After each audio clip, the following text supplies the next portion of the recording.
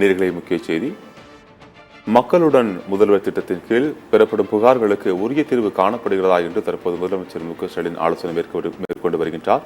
5 மாவட்ட ஆட்சியர்களுடன் இந்த ஆலோசனை கூட்டமானது நடைபெற்று வருகின்றது. மக்களுடன் முதல்வர் திட்டத்தில் கீழ் பெறப்படும் புகார்களுக்கு உரிய தீர்வு காணப்படுகிறதா என்றும், தற்போது முகாமிற்கு வரும் மக்களுக்கு அடிப்படை வசதிகள் செய்து கொடுக்கப்படுகிறதா என்றும் தற்போது 5 மாவட்ட முதல்வர்களுடன் தற்போது முதலமைச்சர் கேட்டு வருகின்றார்.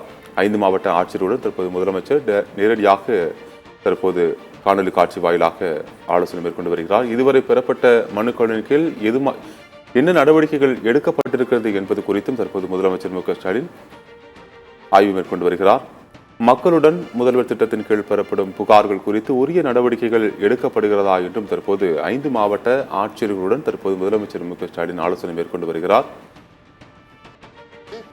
நீங்க ஸ்டார்ட் பண்ணீங்க 11 மாண்புமிகு முதலமைச்சர் தூக்கி வச்சுங்க. இங்கே 16ஆம் தேதி நாங்கள் அவங்க வர்றவங்களுக்கெல்லாம் கம்ஃபர்டபுளாக இது பண்ணி கொடுக்குறீங்களா? வாட்டர் வசதி, டாய்லெட் வசதி அவங்களுக்கெல்லாம் பண்ணி கொடுக்குறீங்களா? எல்லா ஃபெசிலிட்டிஸும் பண்ணுறோம். ஐயா வணக்கம்ங்க ஐயா. வணக்கம்மா, சொல்லுங்கம்மா. உங்கள் பேர் என்ன? உங்கள் ஊர் என்ன? உங்கள் கோரிக்கை என் என்ன? பேர் பரிமளாங்க ஐயா. சரி, ஐயாசாமி காலனி காங்கேயத்துலேருந்து வரேங்க சார். என்ன பிரச்சனை உங்களுக்கு? என்ன பிரச்சனை? தையல் மிஷின் வாங்க வந்தேங்க சார். இது நடக்குதுன்னு எப்போ தெரியும் உங்களுக்கு? முன்னாலாவே தெரியுங்க சார். சொன்னாங்களா உங்களுக்கு? ஆமாங்க சார், ஆட்டோவில் அலௌன்ஸ் பண்ணேங்க சார். அது தெரிஞ்சுட்டு தான் வந்தீங்க?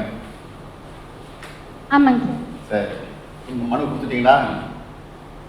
மனு கொடுத்துட்டேங்க சார். ஆ, மனு கொடுத்தோடனே எனக்கு செலெக்ஷன் பண்ணி கொடுத்துட்டாங்க சார். கிடைச்சிருச்சா?